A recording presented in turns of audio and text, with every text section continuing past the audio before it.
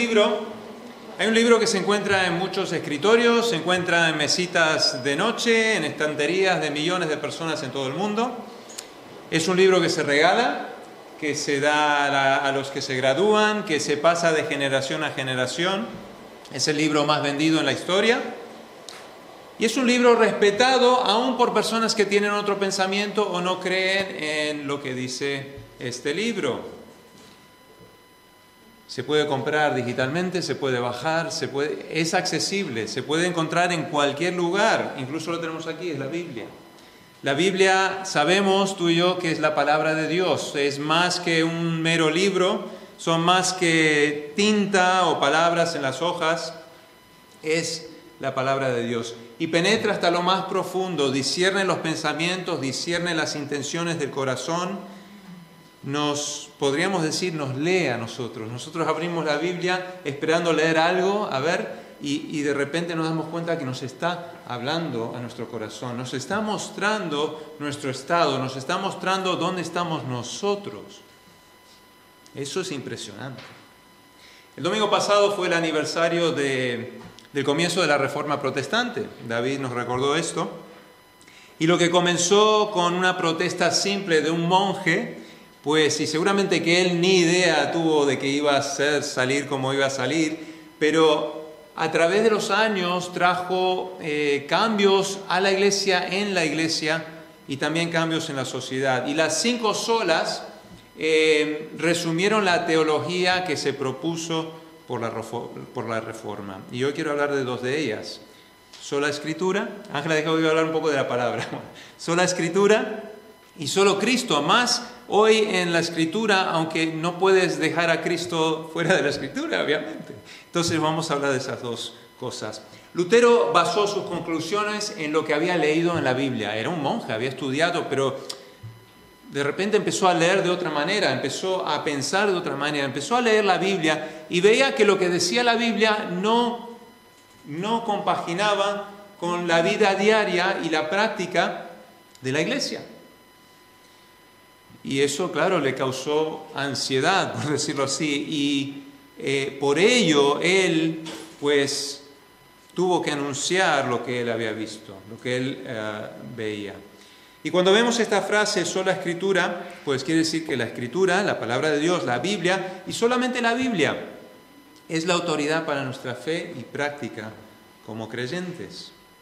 Y solo Cristo, pues la salvación se encuentra solo en Cristo, excluyendo todo otro camino para llegar a Dios. Eso a la gente le cae muy mal. ¿Cómo que solo puede haber un camino? Pero tú eres... ¿Qué dices? Hay muchos caminos al cielo. Pues no, hay solo un camino, Cristo Jesús.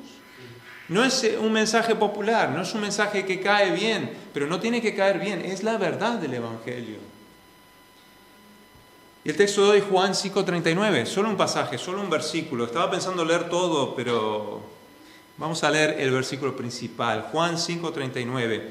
El título, la palabra, nos revela a Cristo. Gracias, Señor, por este día, gracias por tu amor y tu misericordia, gracias porque tú eres el camino. Y no lo decimos con arrogancia, no lo decimos con un sentido de que somos más que nadie, Señor. Simplemente lo decimos porque es verdad, tú lo has dicho y podemos confiar y tener fe de que en ti, Señor, podemos tener salvación, en ti podemos tener vida eterna. Gracias por tu palabra, gracias porque la has inspirado, Señor, la has preservado. Gracias porque hoy en el 2021, Señor, podemos estar aquí, abrirla, leerla, entenderla, aplicarla. Gracias porque penetra hasta lo profundo de nuestra vida, Señor. Te pido que en esta mañana, Señor, tú nos toques nuestro corazón, que nos enseñes lo que nos quieras enseñar, Señor, y que tu nombre sea glorificado en el nombre de Jesús. Amén. Juan 5:39, es cortito, Dice, escudriñad las Escrituras, porque a vosotros os parece que en ellas tenéis la vida eterna, y ellas son las que dan testimonio de mí. Jesús está hablando. Y no queréis venir a mí para que tengáis vida. Me olvidé, el 40 también. No queréis venir a mí para que tengáis vida. Jesús está hablando a los líderes religiosos, a los judíos que hacían todo lo posible para cumplir la letra de la ley. las normas y todo, la ley que Dios había dado por medio de Moisés, pero después cuántas leyes más que el hombre que ellos habían inventado. Y eran un grupo que vivían una vida legalista. Y ellos se habían enfadado con Jesús por una sanidad y porque se había comparado con Dios, o se había dicho ser Dios, ¿vale? Entonces, por ello, antes de estos versículos está esa conversación o esa discusión o ese sentir de estos líderes religiosos, y es ahí donde Jesús dice, y lo leeré otra vez: escudriñad las Escrituras, porque a vosotros os parece que en ellas tenéis la vida eterna, y ellas son las que dan testimonio de mí, y no queréis venir a mí para que tengáis vida. No voy a leer todo el pasaje, pero sí vamos a comentar, porque aquí, si siguiésemos leyendo, nos da varias personas, varias cosas que dan testimonio de que Jesús es Dios. Primeramente, y me encanta, lo mencionó Ángela, ¿no? Juan el Bautista, aquí el Cordero de Dios que quita el pecado del mundo. Él dio testimonio, y lo dice aquí en el versículo 33, a estos líderes religiosos: pues Juan el Bautista dio testimonio de mí, dio testimonio de la verdad. En el versículo 36, otra cosa que dio testimonio de Jesús fueron sus propias obras, las obras de Jesús. Dice: las mismas obras que yo hago dan testimonio de mí, que el Padre, que Dios me ha enviado. Y vamos a eso, Dios, su Padre, también da testimonio de él. Entonces Juan el Bautista, las obras que él hace, Dios el Padre, en el versículo 46 dice: si creyeseis a Moisés, me creeríais a mí, porque de mí escribió él. Pero si no creéis a sus escritos, ¿cómo creeréis a mis palabras? Moisés mismo dio testimonio de que Dios iba a levantar un profeta, que Dios iba a levantar a Jesús. Y lo que hemos leído ahora, las Escrituras, dan testimonio de Jesús, de que es Dios. Entonces, lo primero que queremos establecer es que la Biblia tiene la función principal de dar testimonio de Jesús. Es la función principal que tiene la Biblia. Es viva, es eficaz, testifica de muchas cosas para el Señor, para nosotros, nos ayuda a saber cómo vivir, nuestra conducta, principios, enseñanzas, pero su meta principal, su función principal es dar testimonio de Jesús, de su divinidad, de su persona y de su obra. Esa es la función principal de las Escrituras. Revela muchos aspectos de Jesús. Wow, es que al pensar y preparar esto hay tantas cosas, ¿no? Y ya al llegar Navidad igual hablaremos más de eso, las profecías, aquellas más de 300 profecías en el Antiguo Testamento que señalaban a Cristo, al Mesías, dónde iban a ser Jesús. Bueno, eso lo haremos, eso lo veremos ahí más cerca de Navidad. Pero las Escrituras revelan tanto sobre Cristo Jesús. Pero hay un peligro que mucha gente comete hoy día, que puede leer la Biblia de Génesis a Apocalipsis, puede conocer la Biblia mejor que nadie y no conocer a Jesús. Perderse de vista al Salvador, a aquel que la Biblia está señalando como el único camino. Pablo lo dijo: el conocimiento envanece, el amor edifica. Y ese es el peligro, es lo que había pasado con estos líderes religiosos. Habían estudiado, escudriñado las Escrituras, pero no querían venir a Jesús. No querían venir a aquel de la cual las Escrituras hablaban. No se puede separar la palabra de Dios, la Biblia, de Jesús. Jesús y la Biblia van juntos. Es la palabra escrita y la palabra logos. Y ellos querían creer la palabra escrita, querían llevar a cabo su vida de acuerdo a la palabra escrita en el Antiguo Testamento, pero no querían venir a la palabra viva de Cristo Jesús. Y por ello, Él les dice: ¿no queréis venir a mí para tener vida? Las palabras son palabras, pero yo soy la vida. Yo soy la vida eterna. Yo soy aquel que puede darte la vida eterna. Solamente yo, Jesús, puedo darte vida. ¿Cuánta gente se pierde de vista lo que es la palabra viva de Jesús, su persona y su obra? ¿Qué podemos aplicar? Pues si las Escrituras testifican de Cristo Jesús, enfoquémonos en Jesús. cuando abrimos la palabra, cuando abrimos la Biblia en nuestros corazones, no separemos la palabra que estamos leyendo con el Cristo resucitado. Porque mira, en toda la Biblia, en toda página de la Biblia habrá algo que nos lleve a Cristo Jesús. Hay algo que señala, mira, Génesis, en la simiente contra tu simiente. O sea, hay profecía de cuando Jesús iba a ser crucificado. Toda la Biblia tiene algo que nos lleva a Cristo Jesús. Cada página, entonces, al abrir la Biblia, Señor, muéstrame, revélate a mí. Enséñame lo que tú quieres hacer en mi vida. Enséñame lo que está mal en mi vida, lo que necesito de ti.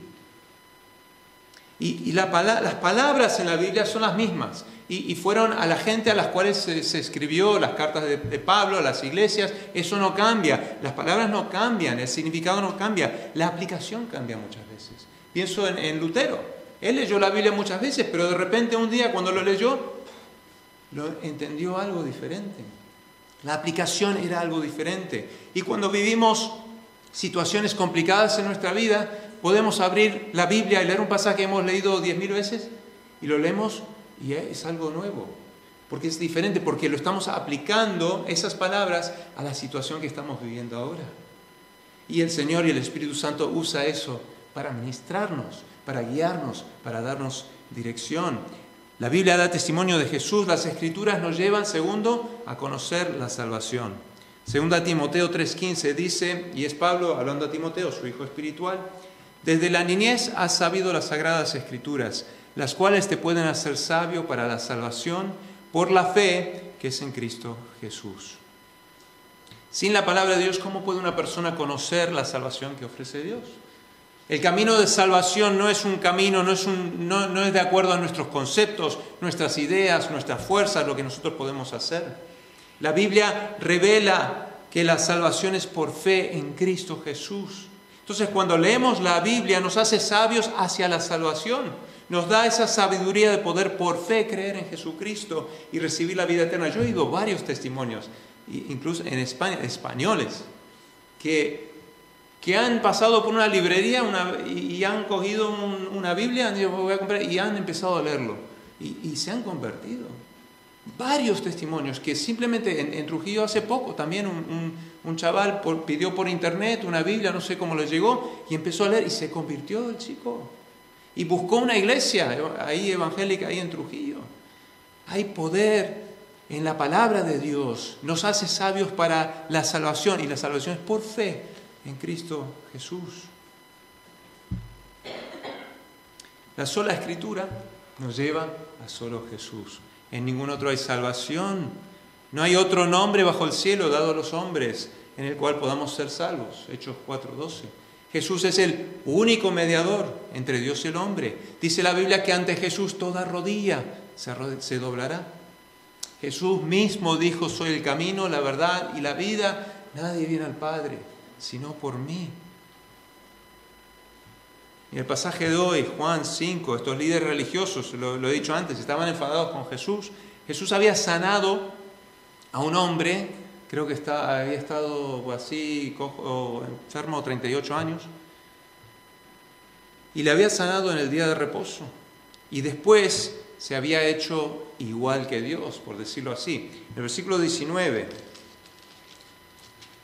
del capítulo 5 de Juan, Jesús le responde a estos líderes que están enfadados con él, y dice: de cierto os digo, no puede el Hijo hacer nada por sí mismo, sino lo que ve hacer al Padre, porque todo lo que el Padre hace, también lo hace el Hijo igualmente. Primera, soy igual al Padre, yo tengo el mismo poder que el Padre. Todo lo que el Padre hace, yo lo puedo hacer igualmente. Y segundo, en el 20 dice: el Padre ama al Hijo, le muestra todas las cosas que Él hace, mayores obras que éstas le mostrará, de modo que vosotros os maravilléis. No solamente todo lo que el Padre hace yo hago igualmente, mi Padre me ama, Dios me ama y yo le amo a Él. En el 21 dice: como el Padre levantó a los muertos y les da vida, así también el Hijo a los que quiere da vida. No solo todo lo que el Padre hace, yo también lo hago. No solo me ama y yo le amo, yo tengo el poder sobre la muerte, igual que mi Padre. tenemos el poder sobre la muerte. También tengo la autoridad para juzgar. Jesús le está diciendo a estos líderes religiosos, el versículo 22, el Padre a nadie juzga, sino que todo el juicio dio al Hijo. Jesús es un juez. Y el único juez verdadero y relevante es aquel que conoce el corazón del hombre y que es Dios mismo. Versículos 24 y 26, el que oye mi palabra, cree al que me envió, tiene vida eterna. No vendrá a condenación, mas ha pasado de muerte a vida. En el 26, como el Padre tiene vida en sí mismo, así también ha dado al Hijo el tener vida en sí mismo. Jesús dijo, nadie me quita mi vida, yo la doy y la vuelvo a tomar. Entonces, no solo tenía el poder sobre la muerte, tenía el poder sobre la vida también. Hay gente que dice, Jesús nunca dijo ser Dios. No, si Jesús nunca dijo nada, que no hay un versículo, pues aquí ha dicho perfectamente y claramente que es Dios. Y sus enemigos, los que lo odiaban, los que no venían a él, estos líderes religiosos sabían que él había dicho que era Dios. Entonces las Escrituras hablan constantemente de la divinidad de Cristo Jesús y la salvación que Él da. Entonces, ¿qué significa para nosotros hoy? Pues Timoteo, este versículo que hemos leído, un chico joven, un muchacho joven, el hijo espiritual de Pablo, pues dice ahí ese versículo que conocía las Escrituras desde su niñez. Y podríamos decir que Timoteo era un buen ejemplo a seguir, ¿no? Un buen ejemplo a seguir. Seas nuevo en la fe o maduro o hayas tenido años en la fe, que debemos estar en la palabra de Dios. Debemos estar leyendo la Biblia cada día de una manera constante y recibir la sabiduría de Dios. Y no solo para la salvación, sino día a día en ese proceso de santificación. Somos justificados por Jesús y después empieza el camino. Después empieza la aventura. Después empieza aquellos años que el Señor nos tenga aquí para santificarnos, para obrar en nuestro corazón, para madurarnos, para enseñarnos cómo caminar en Cristo Jesús. La Biblia da testimonio de Jesús, las Escrituras nos llevan a la salvación. Tercero, las Escrituras nos hacen renacer. 1 Pedro 1:23 dice, siendo renacidos no de simiente corruptible, sino de incorruptible, por la palabra de Dios que vive y permanece para siempre. La palabra de Dios es esa semilla, esa simiente incorruptible de vida que vemos aquí. ¿Nos lleva a qué? A la transformación. A la transformación de nuestro corazón. Y la palabra de Dios es viva, es eterna, es permanente. Y a través de la palabra hemos renacido. Y el Dios viviente que permanece en su palabra, que no cambia, nos regenera. Y mira, cuando compartimos el Evangelio y las personas escuchan la palabra de Dios, esa palabra viva opera en ellos también, aunque no lo parezca. Aunque no lo parezca, la palabra de Dios nunca vuelve vacía. Por eso para nosotros quiere decir que si hemos sido renacidos es importante darnos cuenta que la palabra viva de Dios puede también renacer en otros. Que a veces perdemos la fe. Parientes, familia, amigos, vecinos, gente que le hablas del Señor o le hablas versículos de la Biblia y parece que entra en un oído y sale en el otro. Pero la palabra de Dios no vuelve vacía. Hay que confiar que hará su obra en sus corazones. Mira, podemos leer la Biblia con ellos, si nos permiten.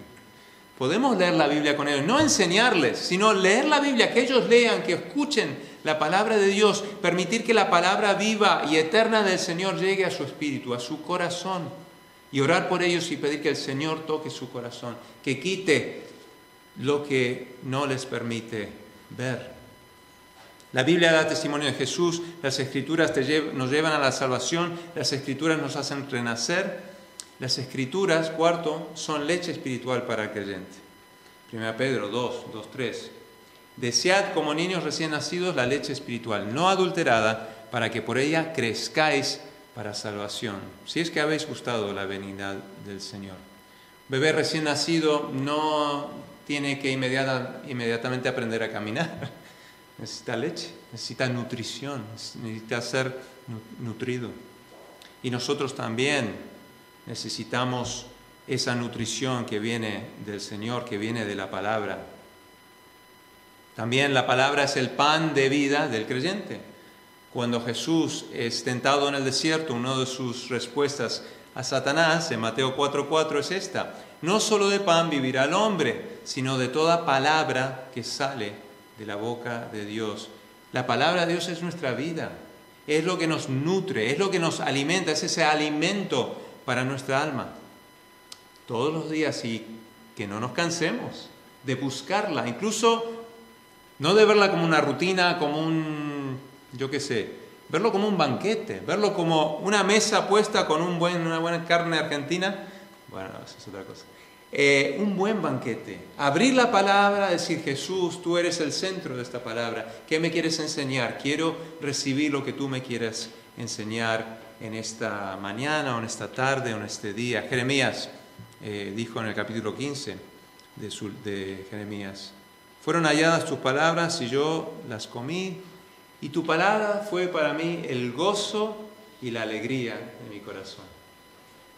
A veces abrimos la palabra un poco de mala gana. Y no es así. Nuestro corazón, nuestro deseo debe ser, y nuestra expectativa de al abrir la palabra, sabiendo que es una palabra viva del Señor, de gozo y de alegría. Y al leerla, aunque nos muestre y nos diga lo que está mal en nuestra vida, que igual tengamos gozo. Gozo porque el Señor nos ama tanto, que nos quiere decir lo que está mal en nuestra vida. Quiere corregirnos, quiere exhortarnos, porque sabe que cuando estamos caminando con el Señor, cuando estamos realmente en Él, viviremos vidas con su propósito y seremos bendecidos por ello. Entonces tenemos que alimentarnos de la palabra del Señor cada día. La Biblia da testimonio de Jesús, las Escrituras nos llevan a salvación, las Escrituras nos hacen renacer, son leche espiritual y pan de vida para el creyente. Y por último, la palabra completa al creyente o prepara al creyente. 2 Timoteo 3, 16, 17. Toda la Escritura es inspirada por Dios, útil para enseñar, para redarguir, para corregir, para instruir en justicia. ¿Por qué? A fin de que el hombre de Dios sea perfecto, o sea, eso se puede traducir maduro, enteramente preparado para toda buena obra. La palabra de Dios completa al creyente, la palabra de Dios prepara al creyente, como aquel versículo: el que comenzó la buena obra en nosotros será fiel para completarla. El Señor no deja de obrar, no deja de trabajar en tu corazón, en nuestro corazón, y nos prepara para toda buena obra. Y lo hace enseñándonos, trayendo convicción a nuestra vida, corrigiéndonos, instruyendo, mostrándonos áreas donde tenemos que crecer. Y cuando nosotros entramos en contacto con la Escritura inspirada por Dios,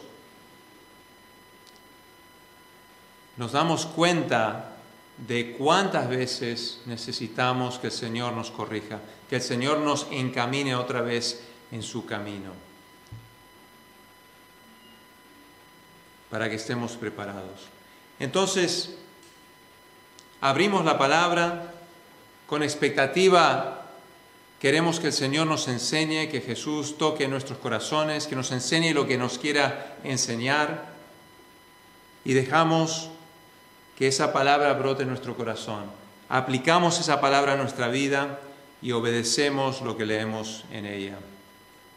Lutero, aquel monje de la Iglesia Católica, entendió lo que dije al principio, que lo que leía en la Biblia y lo que veía en la práctica diaria no compaginaban.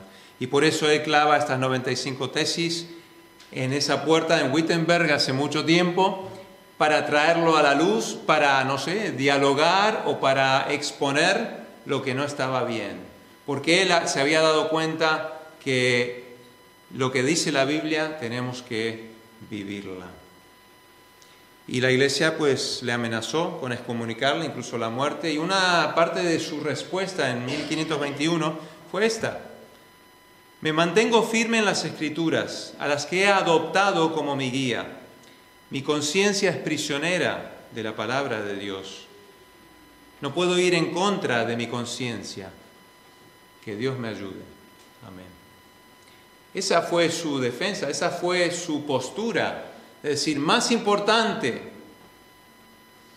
que caerle bien a alguien, o no perder la vida, o no ir a la cárcel, o no ser excomunicado, más importante que lo que el hombre piense, más importante es que yo esté en la palabra de Dios. Solamente la Escritura es lo que me guía. Sola Escritura. Y me hace pensar también en otros pasajes, ¿no? Que, por ejemplo, los que leyeron la palabra, escucharon la palabra en Berea. ¿Os acordáis de estos? Dice en Hechos 17:11, estos eran más nobles que los que estaban en Tesalónica, pues recibieron la palabra con toda solicitud, escudriñando cada día las Escrituras para ver si estas cosas eran así. Con solicitud recibieron la palabra, pero escudriñaban a ver si esto es cierto. Querían saber, incluso el propio apóstol Pablo. O sea, no, ellos querían saber si esto era verdad. Porque tú seas un apóstol y buscaron, escudriñaron las Escrituras. También en 1 Corintios 4:6 es interesante, Pablo advierte de algo. Dice, hermanos, lo he presentado como ejemplo en mí y en Apolos por amor de vosotros, para que nosotros aprendáis a no pensar más de lo que está escrito. No sea que por causa de uno se envanezcáis unos contra otros. Aquí Pablo advierte que no pensemos más, no busquemos más, no añadir más de lo que está escrito en la palabra. En Marcos 7, 6 al 9, Jesús mismo también, otra vez con los líderes religiosos de ese tiempo, le estaban acusando, los discípulos no viven las tradiciones, tal y cual, y Jesús le dice, hipócritas, bien profetizó de vosotros Isaías, como está escrito, este pueblo de labios me honra, mas su corazón está lejos de mí. Que fácilmente podemos decir, sí, Dios, pero nuestro corazón está lejos. Pues en vano me honran, enseñando como doctrinas mandamientos de hombres. Porque dejando el mandamiento de Dios os aferráis a la tradición de los hombres y hacéis otras muchas cosas. En el 9 dice, bien, invalidáis el mandamiento de Dios para guardar vuestra tradición. Jesús mismo critica a aquellos que permiten que las tradiciones tengan más importancia que la autoridad de la Escritura. La única manera de saber por cierto lo que Dios espera de nosotros es mantenernos firmes y anclados a la palabra que Él nos ha dado, que nos ha revelado, que es la Biblia. Y podemos saber que la Biblia, la palabra es verdad. Podemos fiarnos de ella.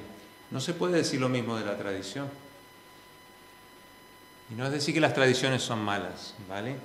Pero hay que tener cuidado y hay que proteger como iglesia que las tradiciones que tengamos estén de acuerdo con la Biblia que el Señor nos ha dado. Nuestro filtro es la palabra, confirmado por el Espíritu Santo, no la cultura, no las tradiciones. Venimos de mucha cultura diferente. Y es bueno preguntarnos, ¿y por qué hacemos lo que hacemos? Yo le pregunté a mi vecino en Trujillo, en las procesiones, ¿no? Que llevan ¿cómo se llaman eso? Capuchas, sí, vale. Que para un americano es fuerte, porque parece el Ku Klux Klan, ¿no? O sea, pero simplemente como y él me dijo el día siguiente, me dijo, yo anoche te vi y tú no me viste. Digo, ¿sí? ¿Por qué? Sí, pues yo llevaba. ¿Y por qué llevas eso? Pues no lo sé, siempre lo hemos hecho así. Bueno, a ver, pero es algo que todos nosotros, hay cosas que hacemos que siempre lo hemos hecho así. Pero ¿de dónde viene?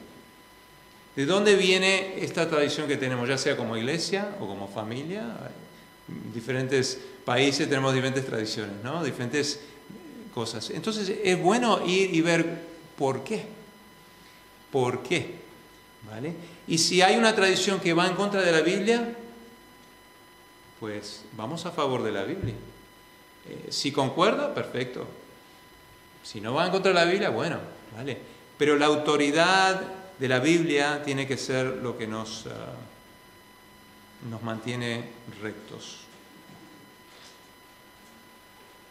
Los judíos, Jesús, aceptaban los escritos del Antiguo Testamento como la palabra autorizada, inspirada por Dios. No había ningún argumento de eso, ¿vale? Los judíos habían dividido el Antiguo Testamento en 3 categorías: la ley de Moisés, los profetas y los salmos. Y cuando Jesús, después de resucitar, aparece a 2 de sus discípulos, dice esto, dice: era necesario que se cumpliera todo lo que sobre mí está escrito en la ley de Moisés, en los profetas y en los salmos. Y dice que entonces les abrió la mente para que comprendieran las Escrituras. Lucas 24, 44 y 45. Jesús menciona las 3 categorías como cumplidas por Él. Entonces, a medida que la vida, la muerte, la resurrección de Jesús se desarrollaba en la historia, pues los hombres a quienes Jesús había dado autoridad comienzan a escribir a las iglesias, a los creyentes, para animarles, para confirmarles, para exhortarles, guiarles en la fe. Y estos escritos de los apóstoles también fueron reconocidos como inspirados por Dios, fueron recibidos como escritura. Incluso el propio Pedro escribió sobre Pablo y reconocía los escritos de él como apóstol, como inspirado de Dios. Pedro dice: tened entendido que la paciencia de nuestro Señor es para salvación, como también nuestro amado hermano Pablo, según la sabiduría que le ha sido dada, os ha escrito. Casi en todas sus epístolas, hablando en ellas de estas cosas, siempre me causa risa, entre las cuales hay algunas difíciles de entender, incluso Pedro, o sea que algunas cosas de Pablo eran difíciles de entender, las cuales los indoctos e inconstantes tuercen, como también las otras escrituras para su propia perdición. ¿Cuánta gente en la historia ha cogido un versículo, un texto, un pasaje, y de ahí se ha hecho una secta o algo por interés propio, por dinero o por poder o por otra razón, y ha torcido la palabra de Dios y lo ha hecho algo que no es? ¿Cuánta gente en la historia ha hecho eso? Pero igual la palabra de Dios persevera, la palabra de Dios se mantiene, el Señor mantiene su palabra a través de la historia. Entonces, la esencia de sola escritura, ¿qué es? Es basar nuestra vida espiritual en la Biblia, solamente en la Biblia, y rechazar cualquier tradición o enseñanza que no concuerda con la Biblia. Hay gente hoy que, siempre se ha atacado la Biblia, siempre se ha intentado destruir la Biblia, y no se ha hecho, porque es la palabra de Dios. Pero muchos de los ataques vienen de esta manera: es anticuado, es de la Edad Media, esto que tiene que ver con la vida hoy, esto es, Y yo siempre pienso, solo porque algo es anticuado, no sé si porque ya tengo un poquito más de edad también, si algo es anticuado, ¿quiere decir que no es relevante? ¿Que se ha caducado? Pues no. La palabra de Dios es relevante en nuestra vida hoy. Ahora, el problema es que en vez de ajustarnos a la palabra, queremos que la palabra se ajuste a nosotros. Hemos hablado de la reforma, eso implica cambios en algo existente, pero lo que Jesús trae en nuestra vida es transformación. Trae una transformación profunda y real. Va más allá de reforma. Va más allá de reforma. Y nos hemos enfocado en la Biblia en esta mañana. Pero sería un error, por lo menos, no recordarnos que también tenemos el Espíritu Santo. ¿Vale? La palabra está ahí y testifica del Señor y entra a lo más profundo de nuestro corazón, pero el Espíritu Santo también está trabajando. Y entre los dos, no puedes abrir la Biblia y irte de ella vacío, para nada. El Señor nos quiere transformar y hay muchas maneras de, pienso en cuando uno va al gimnasio o quiere implementar un plan con una meta de o perder peso o tener más peso o más músculo o algo, pues te dicen siempre, pues haz ejercicio variado, no hagas el mismo ejercicio, haz cosas diferentes, porque cada ejercicio tiene una función diferente para un músculo diferente, ¿no? Y pienso que nuestra vida devocional, en esos momentos cada día que cada uno de nosotros tenemos con el Señor, pues a veces con el invierno, con el frío, pues ahí con un cafecito, pues leemos, podemos leer un libro de la Biblia, o podemos leer un proverbio cada día, no sé, cada uno tenemos diferentes maneras, pero lo importante es estar en la palabra y estar expectantes de lo que Dios quiere hacer a través de ella en nuestra vida. Y saber que el Espíritu Santo nos recuerda las palabras de Jesús, nos da el entendimiento y discernimiento entre la verdad y lo falso. Sola Escritura y solo Jesús.